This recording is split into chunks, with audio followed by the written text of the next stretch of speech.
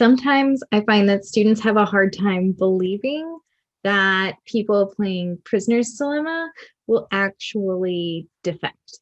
And so I want to show you an example of a real life Prisoner's Dilemma game. It's actually a weak version of Prisoner's Dilemma. So we'll go through the incentives after we watch the video, but very luckily for us, there was actually a British game show for many years where people played Prisoner's Dilemma against each other. And it's called Golden Balls. So I'm going to show you two videos, and the first one is kind of a classic example. So to split, here we go. Steal.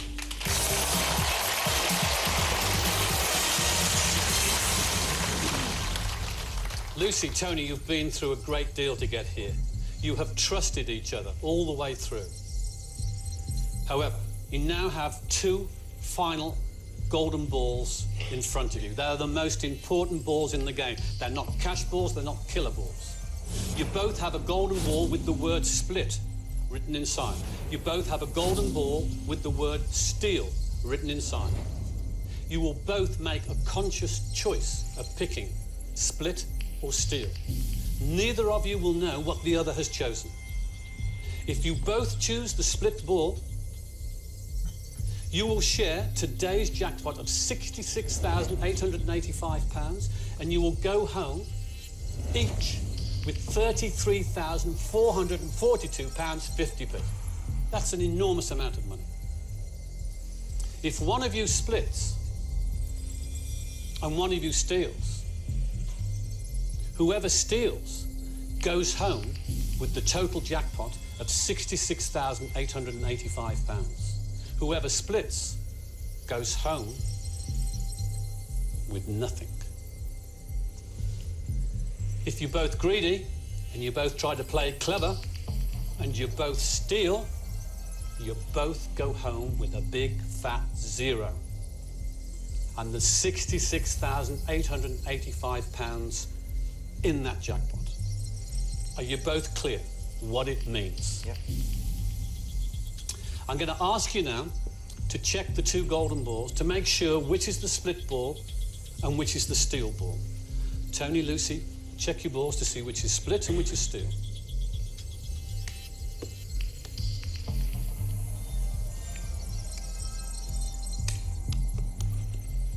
Before I ask you to choose, I'm going to give you a little bit of time to talk to each other about what's happened today and how you feel.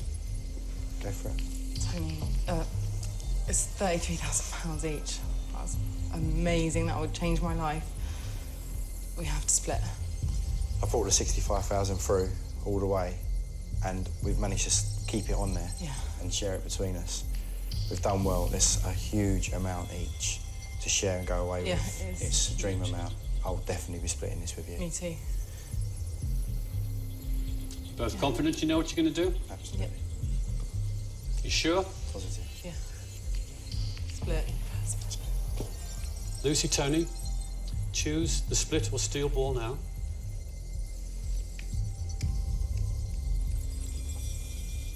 You ready? Split or steal?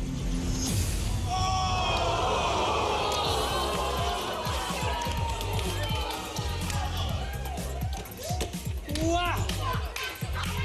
£66,885. What have you done?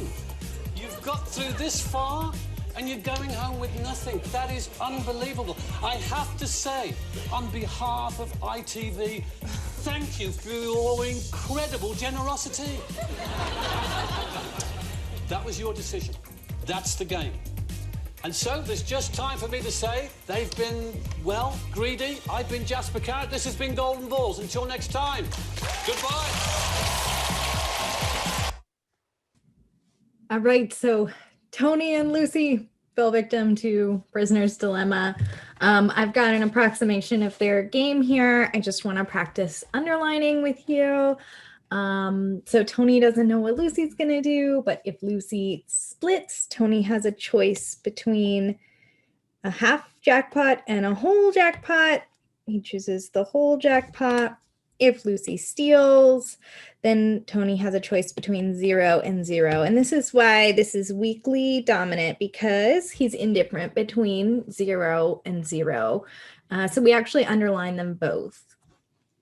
So steal here is a weakly dominant strategy for Tony. You can see we say it's weakly dominant because although it's not strictly better always than the other option, it's never worse than the other option. All right, and then for Lucy, I'll just use a different color here. For Lucy, she doesn't know what Tony's going to do, but if Tony decides to split, she has the choice between half and whole jackpot.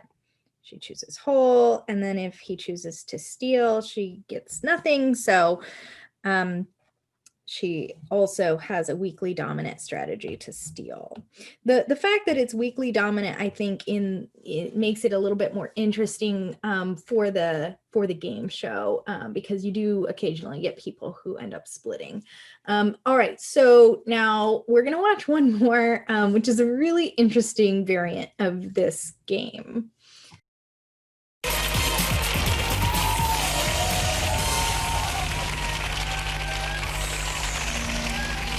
Welcome back to Golden Balls. After a run of big cash balls, Ibrahim and Nick now have £13,600 in front of them. We know they've got it, but the golden question is, can they keep it? Ibrahim and Nick, you now face a very straightforward choice, but it's a choice that could make one or both of you extra wealthy, but it could also lose both of you everything that you have fought for today. They have to decide to split or steal.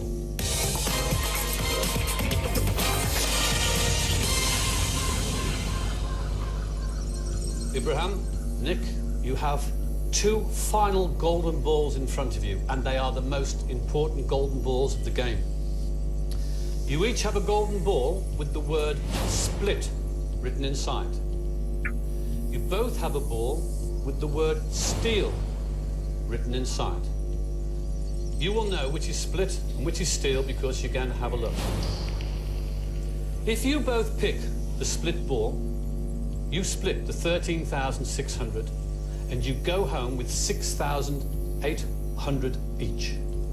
If one of you chooses the steal ball and the other chooses the split ball, whoever chooses the steal ball goes home with the whole lot, 13,600.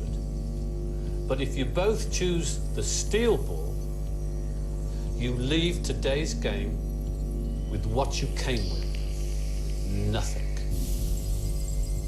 It's the ultimate test of faith, trust, and let's face it, greed. Take a moment to look at the balls in front of you so you know for definite which is split and which is steal, but obviously keep them concealed from each other. Just have a look.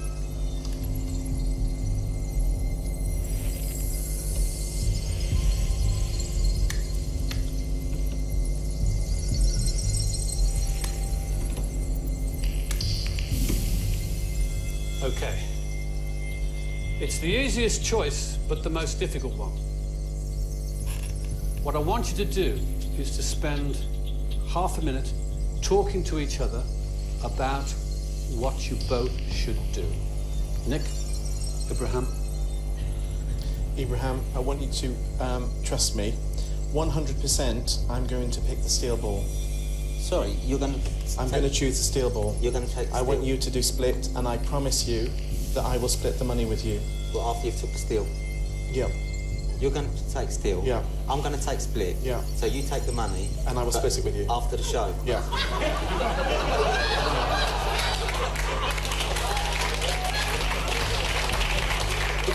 Ibrahim, I promise you I'll do that. If you do steal, we both walk away with nothing. I'm telling you 100% I'm going to do it. I appreciate that. Right, I'll give you another alternative. Why don't we just both pick split? I'm not going to pick split. I'm going to steal. Ibrahim, honestly, 100% I'm going to steal. It's in your nature to steal. No, I'm honest, and I'm going to tell you... You're an honest man. I am. That's why I'm telling you I'm going to steal. If you do split, then I will split the money. I can't see myself doing that. OK, well, I'm going to steal, so we're going to leave with nothing. Where's your brains coming from? can't work out. I know that I'm a decent guy and I will split the money with you. Well, we should just both split then. No, I'm going to do steel. There is no legal No, I know there is. I know there for is. him to give you the money. Of course. If I gave you my word, now let me tell you what my word means. Okay. My father once said to me, a man who doesn't keep his word is not a man. He's not worth nothing. Not worth a dollar. I agree. So, Ibrahim, I'm going to steal. So you've got the choice. You either steal and we both walk away with nothing, because you know I've told you my intention and I've told you that I will split the money with you, Ibrahim.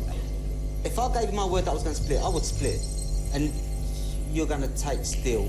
So, The only way you can guarantee to walk away with 6,800 Is by to sharing. guarantee that you both put the split ball in. And I do now have to push you for a decision. It's a tough one. we've lost it. We've lost everything. Okay. Class then.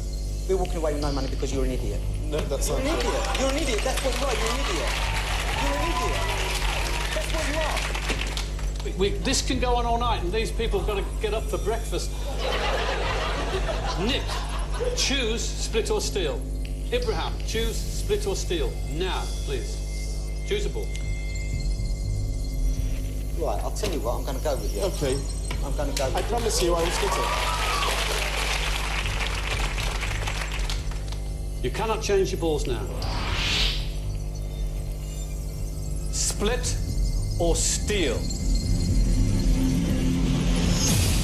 Yes! Congratulations, you're both split and each received £6,800. Why did you put me through that? Why did you do it for me? You're the worst person I've ever met. That was a good one, wasn't it? Well, it's charity all the way, I know. and a market trader you can really trust. Congratulations to you both. I've been Jasper Carrot. This has been a remarkable game. They've been lovely. This has been Golden Balls. Until next time, goodbye. Now I won the money. I feel blamed. I feel blamed. That was the hardest money I've ever had to work for. I feel great. He obviously doesn't work in the charity sector to try and get money. I'm going to buy an oven, and I think me and my friend are going to Australia. With the money I've won, I think I'll respray my yacht.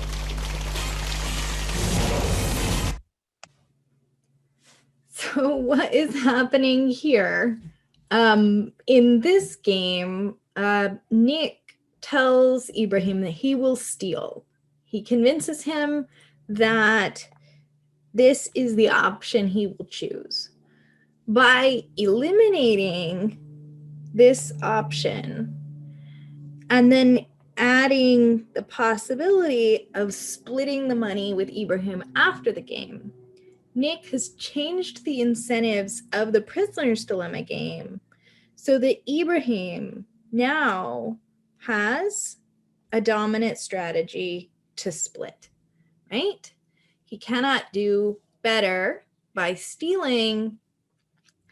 By splitting, he is getting nothing, but there's some possibility, right? Some probability that he will get some money after the game. So split becomes Ibrahim's dominant strategy, and then Nick actually chooses split in order to split the money in the end. So this is a kind of a unique approach, I think, to the Prisoner's Dilemma game as it was presented in the game show.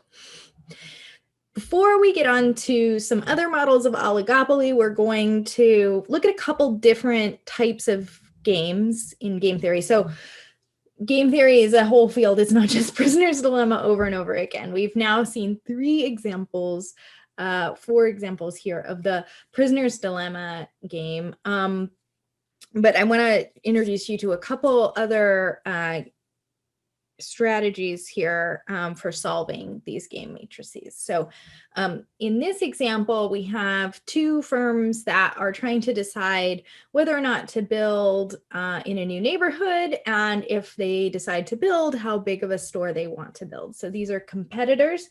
And we have here their options, 3 options now for each of the 2 competitors.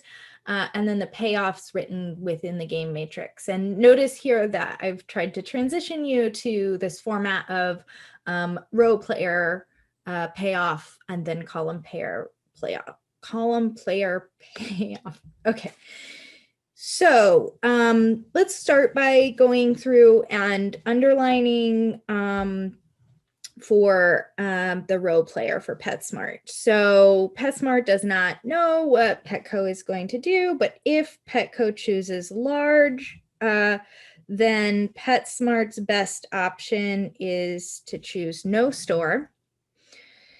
If Petco chooses small, to build a small store, then PetSmart's best option is to build a small store. And if Petco chooses no store, then again, PetSmart's best option is to choose small store. All right, so you can see that PetSmart does not have a dominant strategy. There is no one strategy that is best in every case. However, we might be able to eliminate a strategy if it is dominated by another strategy. So we have dominant strategies, which are the best option. We also have strategies that can be dominated if they are never the best option, right? So like here, I can see that no matter what Petco does, it's never best to pick large. In fact, if I compare large to small, in every single case, the large store yields a smaller payoff than choosing the small store. So I would never, in any state of the world, choose to build the large store as PetSmart, right? So because this strategy is dominated, we know PetSmart will never choose this strategy, then this helps us to simplify this game. Okay, so now let's do the underlining for Petco. So for Petco, Petco does not know what PetSmart is going to do, but if PetSmart chooses no store, then Petco's best option is to choose small. If PetSmart chooses to build a small store, then Petco's best option is, again, small. If PetSmart builds a large store, Petco's best option is no store. Okay, again, looking at all of the options, we see that there is no dominant strategy. However, we do have another case where one strategy is strictly dominated. This large store strategy is dominated because you can see no matter what PetSmart chooses to do, Petco is always better off choosing small store than they are choosing large store. So this is dominated by small. That means that Petco will never choose to buy to build a large store. And PetSmart probably knows that, right? So this is how it simplifies the game. PetSmart knows that Petco is not going to build a large store. Likewise, Petco knows that PetSmart is not going to build a large store. So those are really not possible outcomes in this game. And once we eliminate those outcomes, now we can see that we actually have a dominant strategy. So once large is eliminated,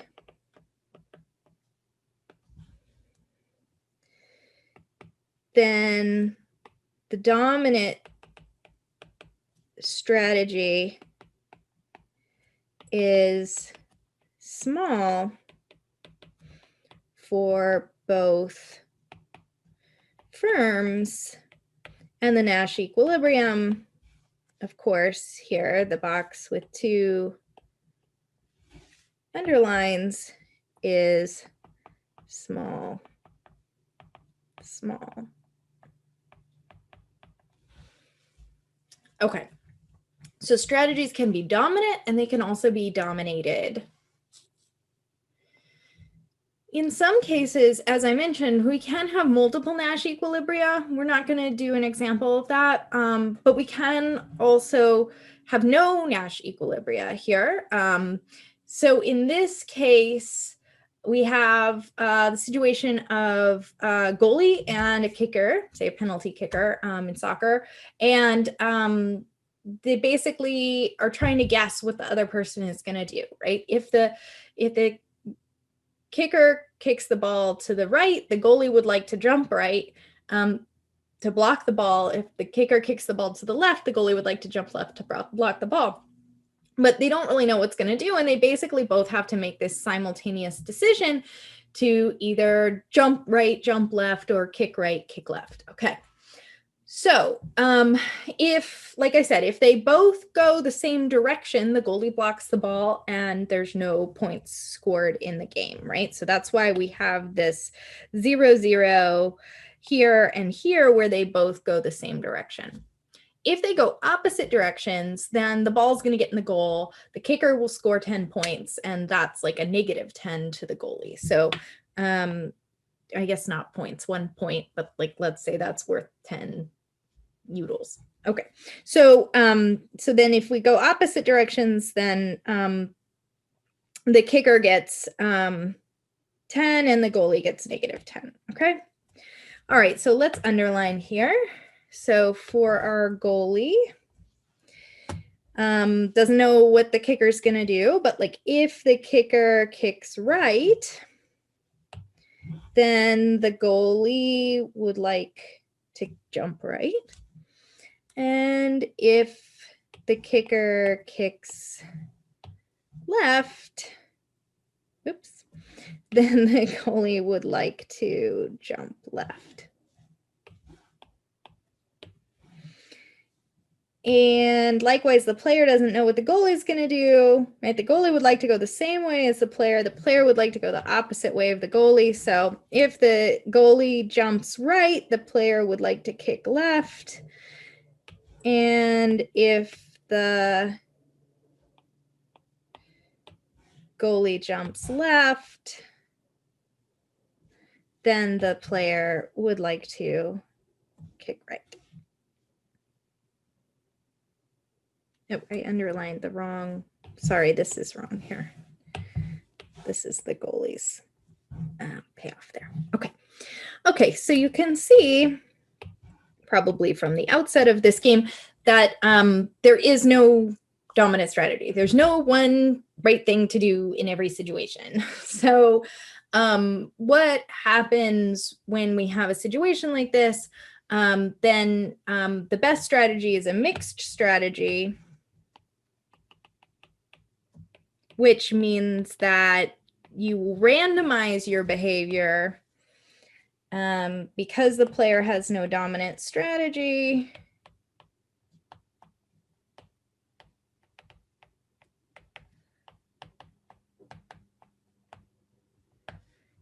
The best option is to randomize.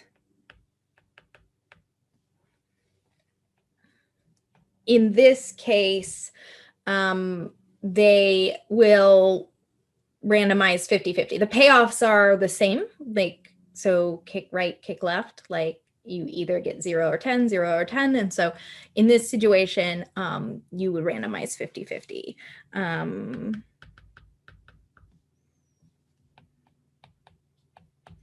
I'm not going to have you like solve for probabilities in these games. That's a more advanced technique, but I just want you to be aware of the fact that this sort of a game and this sort of a strategy exist. Okay, great. So we've had our little introduction to game theory, and in the next video, we're going to get back to talking about a couple more models of oligopoly behavior.